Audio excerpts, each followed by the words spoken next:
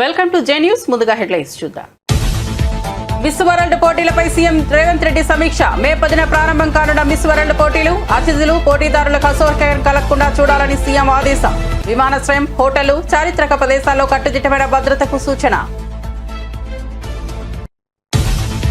పహల్గామ్ దాడి నేపథ్యంలో AP deputy CM కీలక వ్యాఖ్యలు. మత ప్రాతిపదిక 26 మంది చంపిన పాక్ అనుకూలంగా మాట్లాడడం సరికాదన్న పవన్. అలా మాట్లాడాలనుకుంటే ఆ దేశానికే వెళ్లిపోవాలన్న జనసేనాని.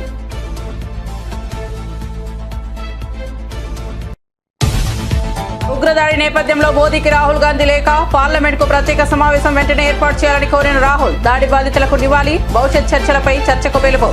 ఉగ్రవాదంపై దేశం ఐక్యత చాటాలని లేఖలో విజ్ఞప్తి.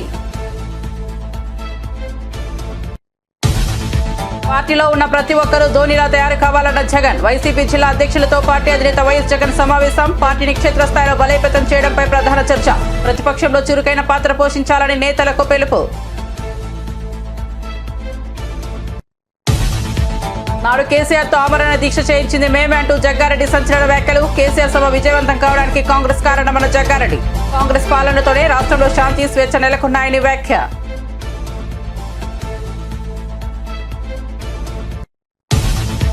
సూర్యవంశికి నజరానా ప్రకటించిన బీహార్ సీఎం నితీష్ కుమార్. రాజస్థాన్ రాయల్స్ తరపున గుజరాత్ టైటన్స్ పై రికార్డు శతకం నమోదు. టీ20 చరిత్రలో అతి చిన్న వయసులో సెంచరీ. ఐపీఎల్లో రెండో వేగవంతమైన శతకం. యువ క్రికెటర్ను అభినందించిన కేంద్ర మంత్రి చిరాగ్ పాస్వాన్. వార్త వివరాల్లోకి వెళ్తే, పహల్గామ్ ఉగ్రవాద ఘటన నేపథ్యంలో AP deputy CM Pawan Kalyan కీలక వ్యాఖ్యలు చేశారు. మత ప్రాతిపదికన 26 మందిని చంపిన పాకిస్తాన్ కు అనుకూలంగా మాట్లాడడం సరికాదన్నారు. అలా మాట్లాడాలనుకుంటే ఆ దేశానికే వెళ్లిపోవాలని జనసేనాని అన్నారు. ఈ ఉగ్రదాడిలో ప్రాణాలు కోల్పోయిన వారికి మంగళగిరిలోని సీకే కన్వెన్షన్ హాల్లో జనసేన పార్టీ నివాళుల కార్యక్రమం నిర్వహించింది. ఈ సందర్భంగా పవన్ మాట్లాడుతూ ఉగ్రవాదం, హింసపై అందరూ ఒకేలా స్పందించాలని అన్నారు. ఇలాంటి విషయాలపై ఓట్లు, సీట్ల కోసం మాట్లాడకూడదని తెలిపారు. ఉగ్ర ఘటనలో జనసేన ఓ కార్యకర్తను కోల్పోయిందని పవన్ గుర్తు చేశారు. ఉగ్రదాడిలో ప్రాణాలు కోల్పోయిన శ్రీ పొట్టి శ్రీరాములు జిల్లా కావలికి చెందిన మధుసూదన్ రావు ఫ్యామిలీకి పార్టీ తరఫున 50 లక్షల ఆర్థిక సాయం ప్రకటించారు. బొట్టు పెట్టుకున్న తర్వాత నేను కాదని కూడా అబద్ధం కూడా చెప్పలేక తప్పించుకోవడాకన్నా అలా దొరికిపోయాం మేము. ముందు అరుపులు వినిపించినాయి, తుపాకీ శబ్దాలు వినిపించినాయి, కింద పడుకున్నాం. నా చేయి కూడా పట్టిన పిల్లలు కొంచెం దూరంగా ఉన్నారు. ఇదంతా కుటుంబం దాదాపు అలాగే ఆ గ్రౌండ్లో దాదాపు ఆ ఏరియాలో 400 నుంచి 500 మంది ఉండిపోయారు టూరిస్టులు.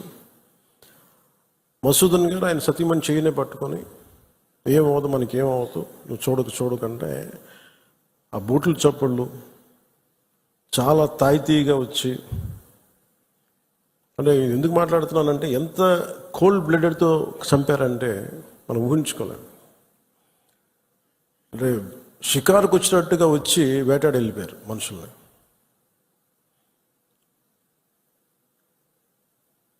మనకి ఏమవ్వదు అని అలా అంటుంటే బూట్ల శబ్దాలు ఆగినాయి. ఆవిడకి తెలిసిందల్లా తుపాకీ శబ్దాలు వినిపించినాయి. కళ్ళు తెరిచి చూస్తే మొత్తం ముఖం మీద మొత్తం రక్తం ఉండిపోయింది, భర్త తాలూకు రక్తం. సెక్యులరిజం అంటే అపీస్మెంట్ కాదు, అది వైట్ వాష్లు చేయకండి తప్పులు చేస్తే. సర్ తన్సే జుదా అని చెప్పి అంటే అట్లాగే తుపాకులతో సర్ తన్సే జుదా చేశారు వాళ్ళు ఉగ్రవాదులు. తల లేదు, పట్టుకుందాం ఆకన్నా ఇలా అంటే తల లేదు అక్కడ. మీరు ఊహించుకోగలరు, అది ఈ మాట్లాడే తల లేదు. ఇంత క్రూరంగా చంపేశారు. ఎంత సహనం చూపిస్తాం? తప్పు జరిగినప్పుడు తప్పని చెప్తాం. పాకిస్తాన్కి మనకి ఏంటి తేడా? జిన్నా విడిపోయినప్పుడు మేము పాకిస్తాన్లో అందరినీ సమానంగా ఆదరిస్తామని చెప్పారు. హిందువులు ఎల్లక్కర్లేదు, ఆదరిస్తామని చెప్పారు.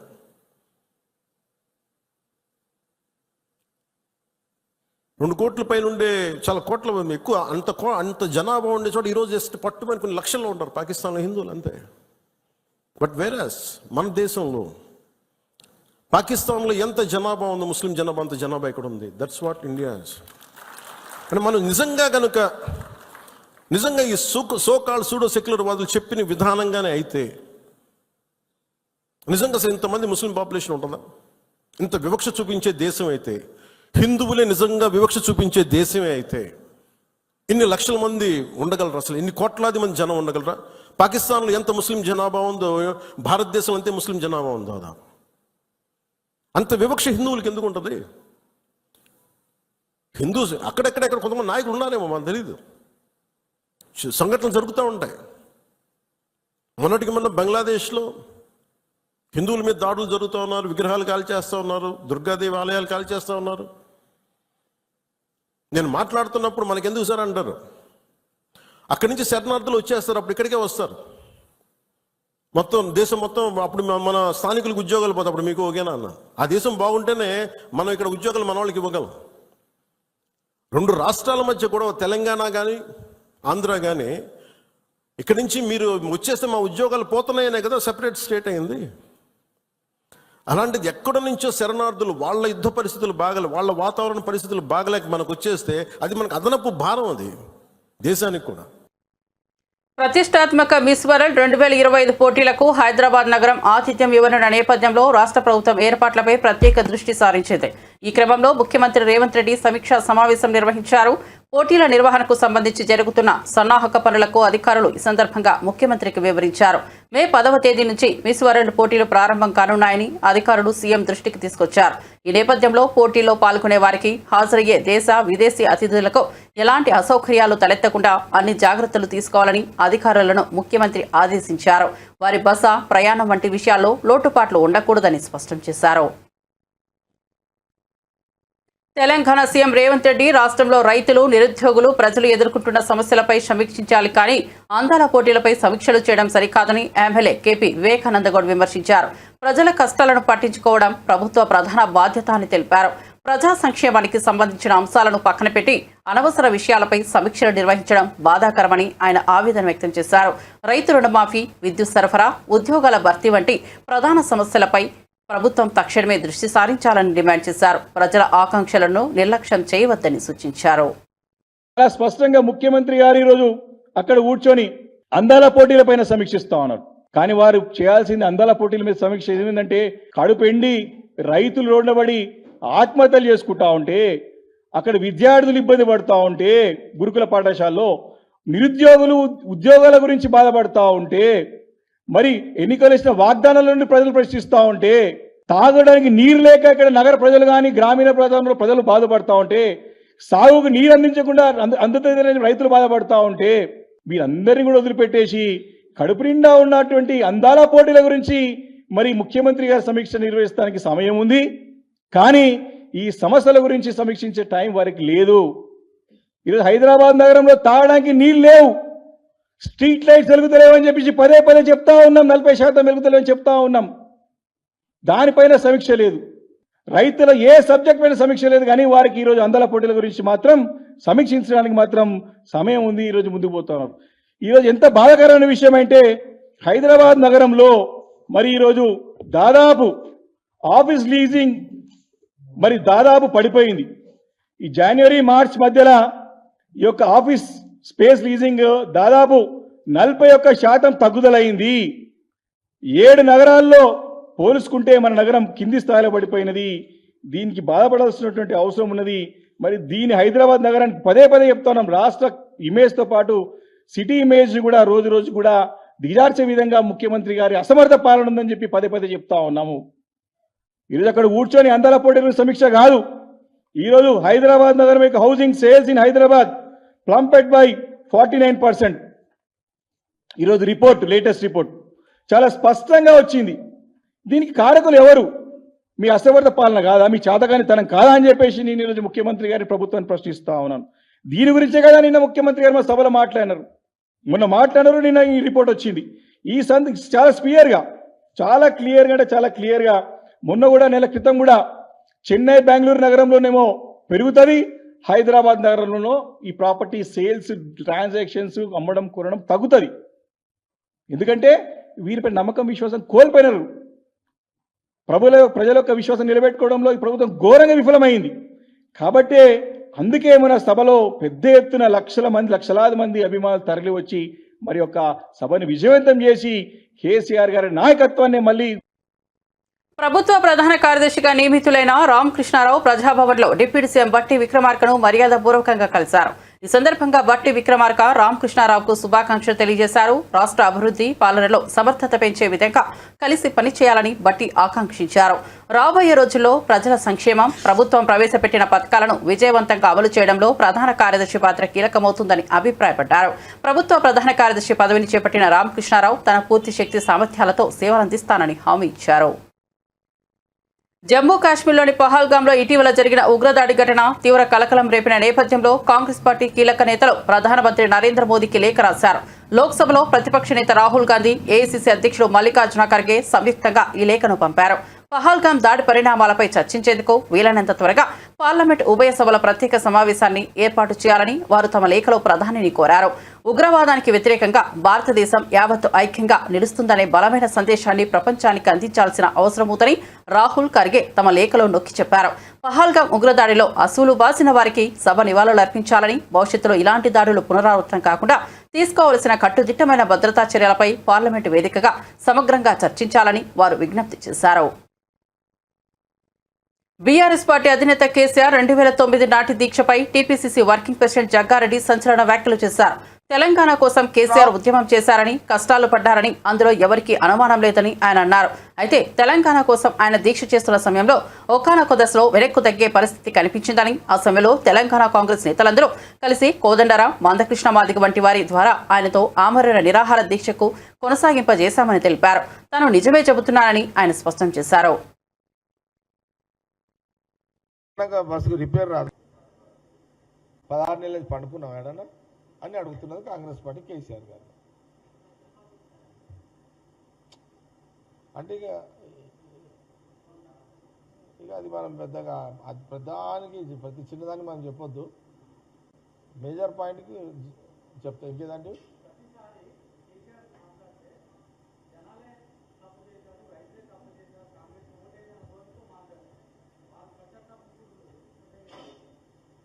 చూడండి, ప్రజలు రైతులు అబ్జర్వేషన్ చేస్తుంటారు. ఏది కరెక్టు ఏది రాంగు ప్రజల క్లారిటీ ఉంది. నేను మళ్ళీ చెప్తున్నాను, అన్నిటికంటే తెలంగాణ ప్రజలు ప్రశాంతంగా, శాంతిగా, స్వేచ్ఛగా రాత్రిపూట నిద్రపోతున్నారు. కారణం ఏంటంటే ఈ రాష్ట్రంలో తెలంగాణ ప్రజలు కాంగ్రెస్ గవర్నమెంట్ తెచ్చుకున్నందుకు. గొంతు విప్పి మాట్లాడే స్వేచ్ఛ కాంగ్రెస్ గవర్నమెంట్ వచ్చినాకనే తెలంగాణ ప్రజలకు వచ్చింది. మాకు కడుపు నొప్పి ఉంది, ఈ బాధ ఉంది అని చెప్పుకునే స్వేచ్ఛ కాంగ్రెస్ గవర్నమెంట్ వచ్చినాకనే ఉంది.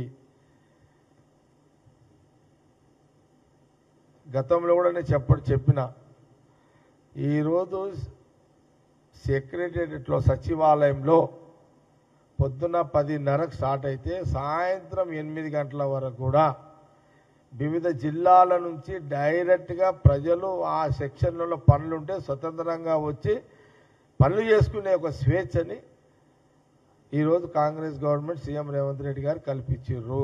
ఇది నిజము, ఇది నిజము, ఇది అందరికి తెలుసు. గతంలో సచివాలయంలో కూడా ఎంట్రీ లేకుండే, మీ మీడియా కూడా ఎంట్రీ లేదు. మీరే సాక్ష్యం, మీడియానే సాక్ష్యం. కాంగ్రెస్ మీడియా సాక్ష్యము, బీఆర్ఎస్ మీడియా, బీజేపీ మీడియా. ఈరోజు సచివాలయంలో ఒక కాంగ్రెస్ మీడియా పోతలేదు, బీజేపీ మీడియా, కమ్యూనిస్టుల మీడియా, బీఆర్ఎస్ మీడియా, అన్ని రాజకీయ పార్టీల మీడియాలు కూడా ఈరోజు సచివాలయంలో సెక్షన్లలో తిరుగుతున్నారు. అంటే ఈరోజు కాంగ్రెస్ గవర్నమెంట్ ఉండడం వల్లనే, ఈ నిర్ణయం సీఎం రేవంత్ రెడ్డి గారు తీసుకోవడం వల్లనే అనేది దానికి సాక్ష్యం మీడియా ప్రతినిధులే.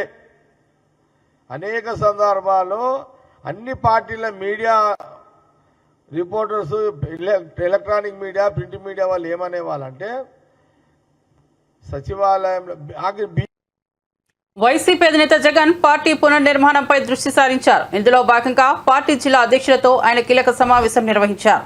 పార్టీని క్షేత్రస్థాయిలో మరింత బలోపేతం చేసేందుకు అనుసరించాల్సిన వ్యూహాలు, ప్రతిపక్షంగా సమర్థవంతంగా పనిచేయాల్సిన తీరుపై ఆయన నేతలకు దిశానిర్దేశం చేశారు. ఈ సందర్భంగా జగన్ మాట్లాడుతూ ప్రతిపక్షంలో ఉన్నప్పుడే నాయకుల్లో ఉండే నిజమైన నాయకత్వ ప్రతిభ బయటపడుతుందని అన్నారు. భారీ లక్ష్యం ఉన్నప్పుడే బ్యాట్స్మెన్ ప్రతిభ ఏంటో తెలుస్తుంది. అప్పుడే అతడు ప్రజలకు ఇష్టమైన ఆటగాడవుతాడు. రాజకీయాల్లో కూడా ఇది అంతే. ప్రతిపక్షంలో మనం చేసే పనుల ద్వారానే మనల్ని మనం నిరూపించుకుంటాం. ప్రజల్లో, పార్టీలో గౌరవం, ఇమేజ్ పెరుగుతాయి. మన పనితీరులోనే మన్ననలు పొందగలుగుతామని తెలిపారు. అందరూ ధోనిలా తయారు కావాలని పిలుపునిచ్చారు. ఐపీఎల్ చరిత్రలో సరికొత్త సంచలనం సృష్టించిన 14 ఏళ్ల బీహార్ యువ కిరీటం వైభవ్ సూర్యవంశీ ప్రతిభకు బీహార్ ప్రభుత్వం పట్టం కట్టింది. గుజరాత్ టైటాన్స్ పై అసాధారణ శతకంతో రికార్డుల మోత మోగించిన ఈ యువ క్రికెటర్కు బీహార్ ముఖ్యమంత్రి నితీష్ కుమార్ 10 లక్షల నగదు బహుమతిని ప్రకటించి అభినందనలు తెలిపారు. సోమవారం జైపూర్లోని సవాయ్ మాన్సింగ్ స్టేడియంలో రాజస్థాన్ రాయల్స్ తరపున బరిలోకి దిగిన వైభవ్ గుజరాత్ టైటాన్స్ బౌలర్లపై ఆకాశమే హద్దుగా చెలరేగాడు. కేవలం 14 ఏళ్ల 32 రోజుల వయసులో అద్భుతమైన సెంచరీ సాధించి టీ20 క్రికెట్ చరిత్రలోనే ఈ ఘనత సాధించిన అత్యంత పిన్న వయస్కుడిగా రికార్డు సృష్టించాడు. అనుభవజ్ఞులైన గుజరాత్ బౌలర్లను సైతం అతను ఎదుర్కొన్న తీరు క్రీడా పండితులను సైతం ఆశ్చర్యపరిచింది. అంతేకాకుండా ఇది ఐపీఎల్ చరిత్రలో రెండో వేగవంతమైన సెంచరీగా చివరకు ప్రసిద్ధ కృష్ణ వేసిన ఓ అద్భుత మార్క్ యార్కర్కు వైభవ్ దూకుడైన ఇన్నింగ్స్కు తెరపడింది. గత ప్రభుత్వ హయాంలో జరిగిన కాళేశ్వరం ప్రాజెక్ట్ డిజైన్ నిర్మాణంలో సీరియస్ లోపాలు ఉన్నాయని, అందువల్లే మేడిగడ్డ బ్యారేజ్ కుంగిపోయిందని నేషనల్ డ్యామ్ సేఫ్టీ అథారిటీ స్పష్టమైన రిపోర్ట్ ఇచ్చిన తర్వాత రాజకీయ జీవితంలో ఉన్న ఎవరైనా సిగ్గుతో తలదించుకొని క్షమాపణలు చెప్పాల్సింది పోయి అసలు ఎన్డీఎస్ఏ రిపోర్టునే బీఆర్ఎస్ తప్పుపడుతోందని మంత్రి ఉత్తమ్ కుమార్ రెడ్డి ఆగ్రహం వ్యక్తం చేశారు. చట్టబద్ధమైన ఎన్డీఎస్ను కించపరిచేలా బీఆర్ఎస్ నేతలు వికృతమైన, వికారమైన విమర్శలు చేస్తున్నారని ధ్వజమెత్తారు. జలసౌదలో కాళేశ్వరం ప్రాజెక్టుపై ఎన్డీఎస్ఏ ఇచ్చిన తుది నివేదిక పవర్ పాయింట్ ప్రెజెంటేషన్ ఇచ్చారు. ప్రాజెక్టు డిజైన్, నిర్మాణం లోపం, ఆపరేషన్ అండ్ మెయింటెనెన్స్తో లోపాలతో మేడిగడ్డ బ్యారేజ్ కూలిపోయిందని ఎన్డీఎస్ఏ రిపోర్ట్ స్పష్టం చేసిందని చెప్పారు. భారతదేశ చరిత్రలో ఎన్నడూ లేనంత ఘోరమైన మానవ నిర్మిత విపత్తును సృష్టించి అపఖ్యాతిని మూటగట్టుకున్న నాటి బీఆర్ఎస్ ప్రభుత్వ అసమర్థతను ఎన్డీఎస్ఏ నివేదిక స్పష్టంగా వివరించిందని చెప్పారు. 1.81 lakh crores 1,81,000 కోట్లు ఇరిగేషన్ మీద ఖర్చు పెట్టి మనందరినీ అప్పుల్లో ముంచి వృధా చేయడం జరిగింది. దానివల్ల ఎంత ఆకటి వచ్చిందండి? పచ్చి అబద్ధాలు. వర్షాలు వచ్చి ఎస్ఆర్ఎస్పి స్టేజ్ 2 కింద నీళ్ళు వస్తే కాళేశ్వరం కింద వచ్చిందంటారు. నేను ఒక ఫిగర్ చెప్తాను మీకు. ఎలా ఇది కాళేశ్వరం ఈ ప్రాజెక్ట్ మేడిగడ్డ ప్రాజెక్టే గుండెకాయని వాళ్ళే అన్నారు. మీలో ఇరిగేషన్ కవర్ చేసిన బాలు కానీ, ఫసీ కానీ, మొయినుద్దీన్ కానీ, ఫల్గుణాచారి కానీ మీకు తెలుసు. మేడిగడ్డ గుండెకాయ అన్నారు వాళ్ళు. మేడిగడ్డ కూలిపోయింది కదా.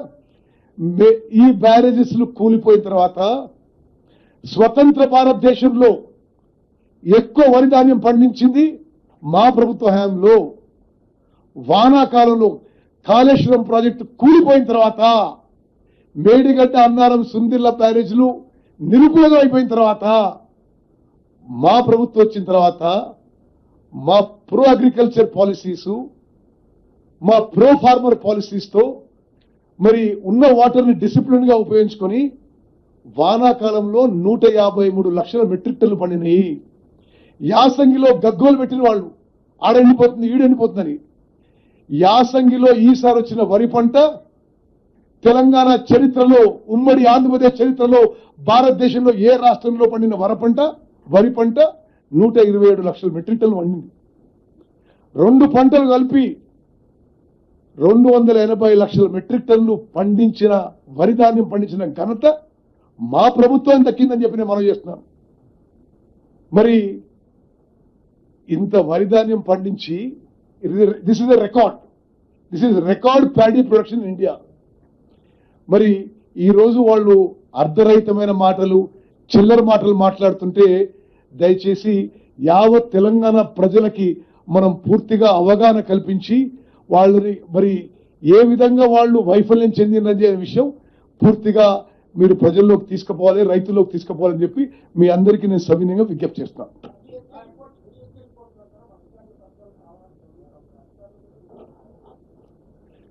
అన్ని విధాలుగా చర్యలు తీసుకుంటాం. ఎన్డీఎస్ఏ రిపోర్ట్ వచ్చి 2 రోజులు అయింది కదా. ఓకే, మేము దాని ముందు మరి ఆ ఏం చర్యలు ఎట్లా ముందుకు పోవాలనేది క్యాబినెట్లో చర్చించి చేస్తాం. కానీ బ్రదర్ నేను నీకేం చెప్తున్నా అంటే మరి అధికారులది పొరపాటు ఉంటే చర్యలు తీసుకుంటాం. అధికారులకు ఆదేశాలు ఇచ్చిన వాళ్ళ గురించి కూడా నువ్వు మాట్లాడు.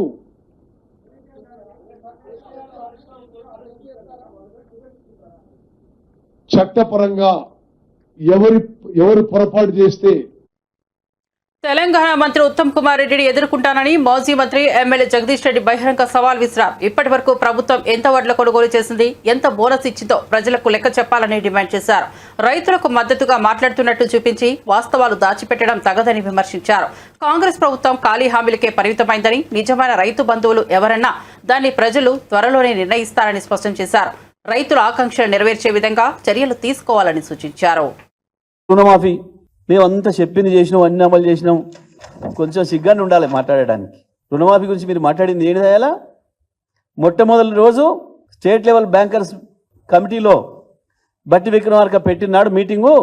49,600 కోట్లు మీరు చెప్పింది. రాష్ట్ర రైతాంగానికి విజ్ఞప్తి చేస్తా ఉన్నా, ఒక్కసారి జాగ్రత్త వినుండి. మొదటి రోజు చెప్పింది 49,600 కోట్లు. 4 రోజులకే 31,000 కోట్లకు తెచ్చిర్రు. మొదటిది 49,500 కోట్లు, మళ్ళీ వారం తిరగక ముందే 31,000 తెచ్చిర్రు. ఇదేందా అంటే కాదు రైతులే తీసుకున్నారు కానీ అవి వేరువేరే తీసుకున్నారు. రైతు తీసుకుంటే ఏంది? రైతు తీసుకునేది రైతు అప్పే కదా. మీరు రైతులకు రుణమాఫీ అని చెప్పారు కదా, మీ జీవోలోనే ఉంది కదా. నీ జీవోలోనే చాలా స్పష్టంగా ఇచ్చినావు. 2 లక్షల వరకు ప్రతి రైతుకు తెలంగాణలో భూమి కలిగి ఉన్న ప్రతి రైతుకు 2 లక్షల రూపాయల వరకు రుణమాఫీ జీవోలో ఇచ్చింది. తెలంగాణలో 2 లక్షల వరకు భూమి కలిగి ఉన్న ప్రతి రైతుకు 2 లక్షల వరకు రుణమాఫీ. దీని ప్రకారమే 49,500 కోట్లు వచ్చింది.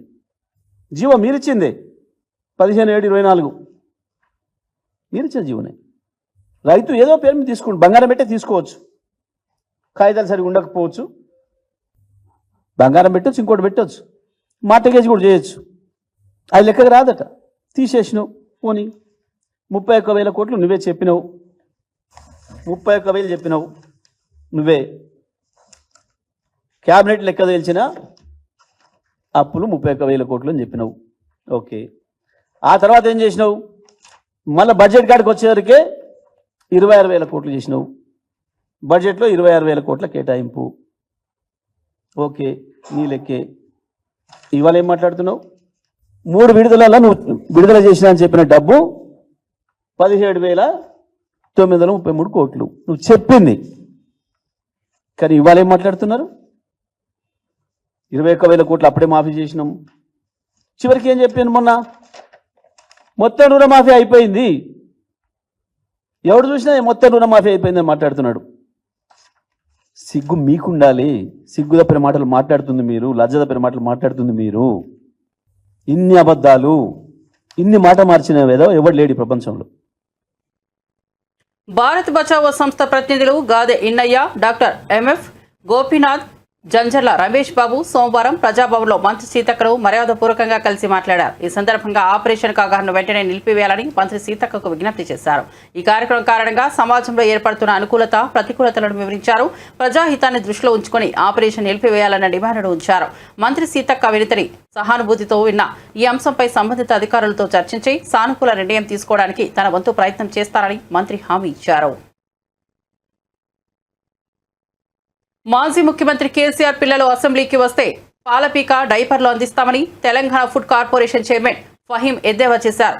బీఆర్ఎస్ రజతోత్సవ సభలో కేసీఆర్ మాట్లాడుతూ కాంగ్రెస్ నేతలు తనను అసెంబ్లీకి రావాలని అడుగుతున్నారని, మా పిల్లలకే సమాధానం చెప్పలేకపోతున్నారు, నేనెందుకు అని వ్యాఖ్యానించారు. దీనిపై కాంగ్రెస్ నేత ఫహీం స్పందిస్తూ బీఆర్ఎస్ నేతలకు కౌంటర్ ఇచ్చారు. ఈ సందర్భంగా ఆయన గాంధీభవన్లో ఏర్పాటు చేసిన మీడియా సమావేశంలో మాట్లాడుతూ అసెంబ్లీకి నేను రావాలా, నా పిల్లలను పంపిస్తా అని కేసీఆర్ మాట్లాడుతున్నారని, గత 2-3 అసెంబ్లీ సెషన్లో మాట్లాడడానికి సీఎం రేవంత్ రెడ్డి నిలబడితేనే మీ పిల్లలకు తడిచిపోయిందని ఘాటు వ్యాఖ్యలు చేశారు. స్పష్టంగా కనిపించింది కేసీఆర్ మాటల్లో.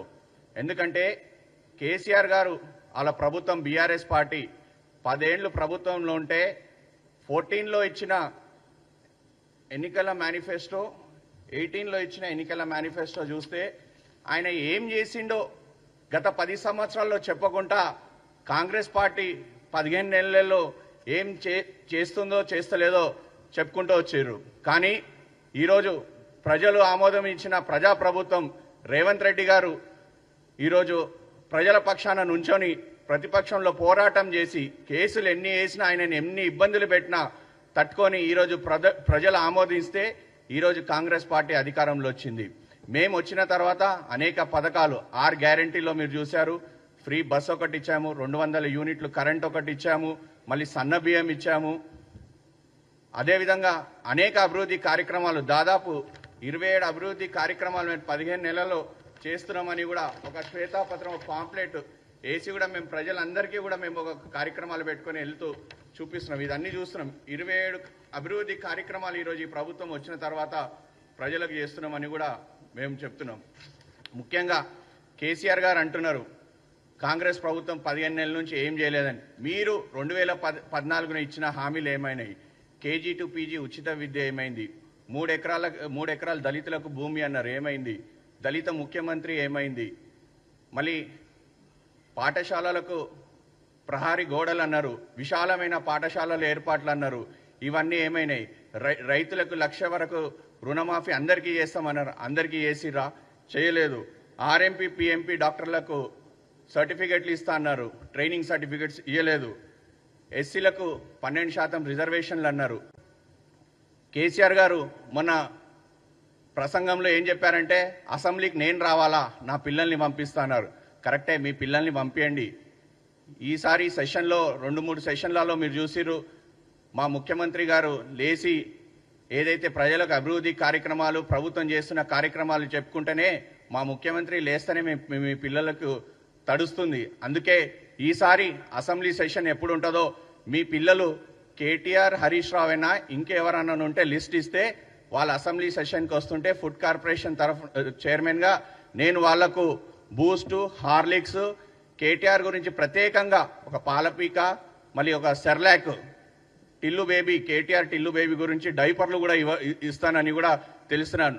మీరు ఈ అసెంబ్లీ సెషన్లో కేసీఆర్ చెప్పినట్టు మా పిల్లలంటే కేటీఆర్, హరీష్ రావు అయినా ఇంకెవరన్నా పిల్లలు ఉంటే వాళ్ళ లిస్ట్ మాకు ఇస్తే ఈ అసెంబ్లీ సెషన్లో ఇవన్నీ కూడా అందరికీ వాళ్ళ ఎమ్మెల్యేలు ఎవరెవరు ఉన్నారో లిస్ట్ ఇస్తే వాళ్ళందరికీ కూడా ఇవన్నీ అందరికీ ఇస్తాము.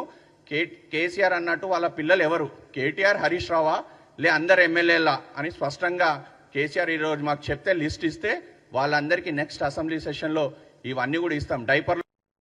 రాష్ట్ర శాసనసభ ప్రాంగణంలో రాజ్యసభ అభ్యర్థిగా కూటమికి చెందిన శ్రీ వెంకట సత్యనారాయణ పాక రిటర్నింగ్ అధికారి శ్రీమతి వనితారానికి నామినేషన్ పత్రాలు అందజేస్తున్న దృశ్యాలు.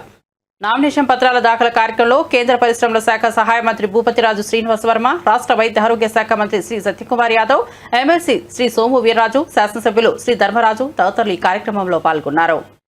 మరిన్ని అప్డేట్స్ కోసం చూస్తూనే ఉండండి జే న్యూస్.